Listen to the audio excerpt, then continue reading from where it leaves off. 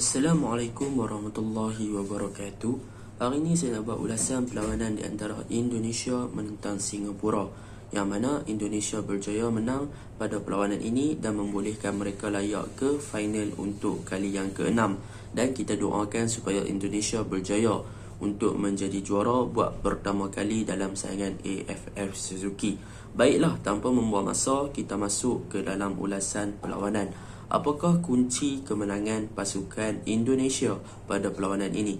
Yang pertama adalah kita boleh lihat di separuh masa yang pertama, Indonesia bermain dengan corak high pressing ataupun dengan memberi tekanan tinggi kepada pemain-pemain Singapura, dan hasilnya mereka berjaya mendapatkan gol yang pertama melalui Ezra Walian, yang mana itu adalah hasil tekanan tinggi yang diberikan oleh Dewangga, dan bagaimana beliau membuka bola daripada bahagian tengah kepada Witan Sulaiman, dan Witan Sulaiman berjaya untuk mencari Ezra Walian yang berada di posisi yang tepat untuk menjaringkan gol sahaja. Jadi boleh saya katakan tekanan tinggi di separuh masa yang pertama atau high pressing yang dilakukan oleh pemain-pemain Indonesia adalah sangat-sangat berhasil ke atas pemain-pemain Singapura, yang menjadi kekuatan mereka untuk mereka mencari gol awal melalui Ezra Walian. Itu yang pertama.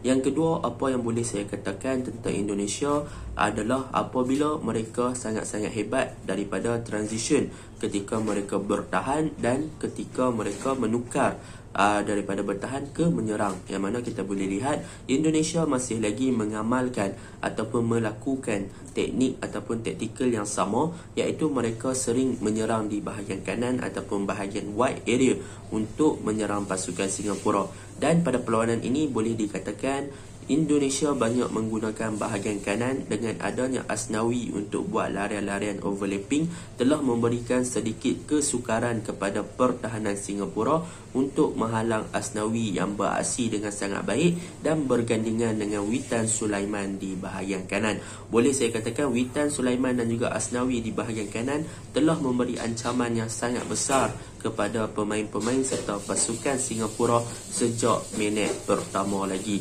yang mana kita boleh tahu kehebatan Asnawi di bahagian kanan dengan larian overlapping, dan Witan Sulaiman yang mempunyai ball control yang sangat menarik serta mempunyai teknik untuk dribble yang sangat menarik, telah menyebabkan bahagian pertahanan kanan Singapura agak kucai kacir lah pada perlawanan ini. Itu yang kedua yang boleh saya katakan kunci kemenangan mereka, yang terletak di bahagian kanan yang diketuai oleh kapten mereka sendiri Asnawi, dan juga ada gandingan dan juga support daripada Witan Sulaiman di bahagian hadapan.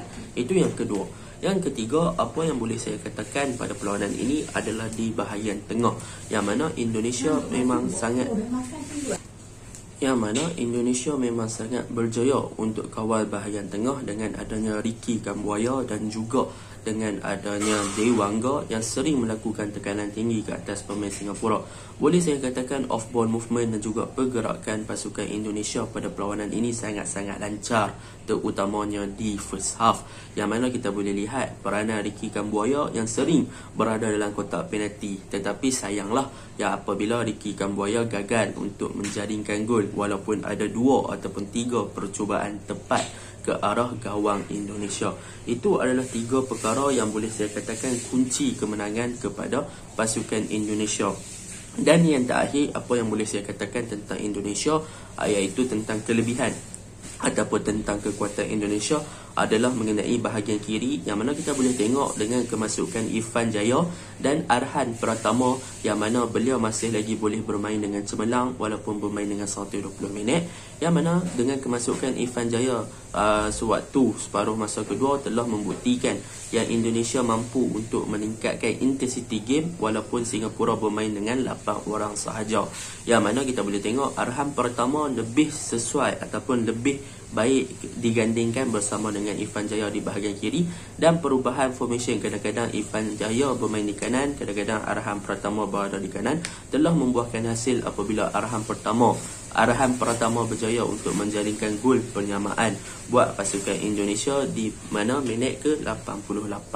Jadi boleh saya katakan Arhan Pratama, Irfan Jaya, Witan Sulaiman, Asnawi, Ricky Kambuaya Egy Maulana memang memainkan peranan yang penting untuk pasukan Indonesia. Dan yang terakhir, apa yang boleh saya katakan, pertukaran daripada Shin Tae-yong di separuh masa pertama, di separuh masa kedua, di waktu extra time telah mengubah corak permainan Indonesia, yang mana kemasukan Egy Maulana Fikri telah memberikan satu dimensi yang baru di bahagian tengah Indonesia untuk lebih aktif di bahagian tengah, dan Egy pula lebih produktif untuk menyerang pasukan Singapura pada perlawanan semalam. Dan hasilnya memang kita boleh lihat Egy berjaya untuk mendapatkan satu gol. Itu adalah kelebihan dan juga apa yang boleh saya katakan kekuatan Indonesia. Akan tetapi ada beberapa perkara yang perlu diperbaiki oleh Indonesia sekiranya mereka ingin menang dalam saingan AFF Suzuki nanti. Yang pertama, apa yang boleh saya katakan, apa yang perlu diperbaiki oleh Indonesia adalah dari segi fitness, yang mana kita boleh tengok apabila masuknya second half, memang Indonesia bermain dengan agak sedikit kepenatan. Tetapi selepas beberapa pertukaran, barulah pemain-pemain Indonesia boleh adapt dengan intensity game, walaupun Singapura hanya bermain dengan 9 pemain sebelum Hassan Sani dikenakan kad merah. Yang kedua, apa yang boleh saya katakan, Indonesia perlu perbaiki daripada transisi ketika mereka menyerang ke bertahan dengan lebih cepat, yang mana saya boleh puji, iaitu ketika Indonesia bertahan, mereka bertahan dengan sangat baik, dan ketika mereka melakukan menyerang, daripada bertahan ke menyerang adalah dengan sangat pantas. Tetapi apabila transition ketika Indonesia menyerang dan ketika mereka ingin kembali bertahan agak lambat, dan perkara itu mereka perlu perbaikilah apabila berjumpa dengan pasukan sama ada Vietnam ataupun Thailand di final, untuk memastikan yang barisan pertahanan mereka lebih kukuh. Sebab apa? Sebab kita boleh lihat beberapa kali Singapura berjaya untuk melakukan counter attack dan Indonesia lambat sikit untuk cover mereka punya pertahanan pada perlawanan semalam. Itu yang Indonesia perlu perbaiki dari segi keseluruhan.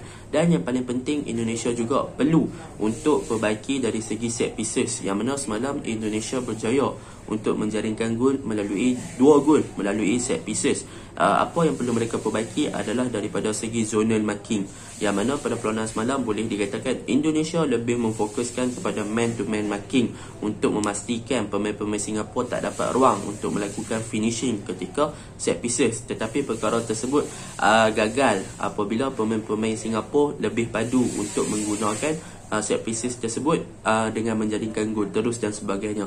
Maka di sini memang mementingkan zona marking daripada man to man marking supaya Indonesia tidak kebobolan hasil jaringan melalui set pieces. Jadi secara overallnya semalam Indonesia bermain dengan sangat baik di first half, tetapi di second half mereka sedikit kepenatan dan menyebabkan Singapura walaupun bermain dengan 9 orang masih lagi boleh bagi fight kepada Indonesia sehingga masa tambahan diberikan. Baiklah, untuk pasukan Singapura pula, untuk pada perlawanan semalam ada beberapa perkara yang boleh saya puji. Yang pertama adalah set pieces yang dilakukan oleh pemain Singapura, yang mana kita tahu daripada group stage lagi Singapura mempunyai kelebihan daripada set pieces, yang mana mereka memiliki ketajaman ataupun mereka memiliki goal poacher seperti Ihsan Fandi, Irfan Fandi untuk melakukan tandukan, dan mereka juga boleh melakukan gol terus melalui Syahdan Sulaiman. Jadi saya boleh katakan set pieces Singapura dalam saingan AFF Suzuki kali ini adalah yang paling mantap lah untuk setiap negara. Dan yang kedua, apa yang boleh saya katakan ataupun yang saya boleh puji tentang Singapura adalah tentang Hassan Sani, yang mana pada perlawanan ni Hassan Sani berjaya menunjukkan aksi yang sangat cemerlang dengan 10 penyelamatan ataupun point blank save, yang mana boleh dikatakan Hassan Sani patut diberikan pemain terbaik lah pada perlawanan ni. Kalau tak, memang Indonesia menang lebih banyak gol pada perlawanan semalam.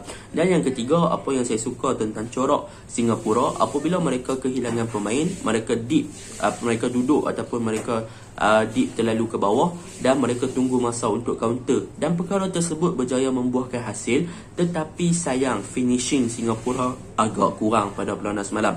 Sekiranya Faris Ramli mampu untuk menjaringkan gol penalti, Syawal Anwar mampu untuk menjadikan gol flashing tersebut, kemungkinan besar Singapura dah layak ke perlawanan akhir walaupun bermain dengan 9 orang dan tak perlu pemain untuk extra time.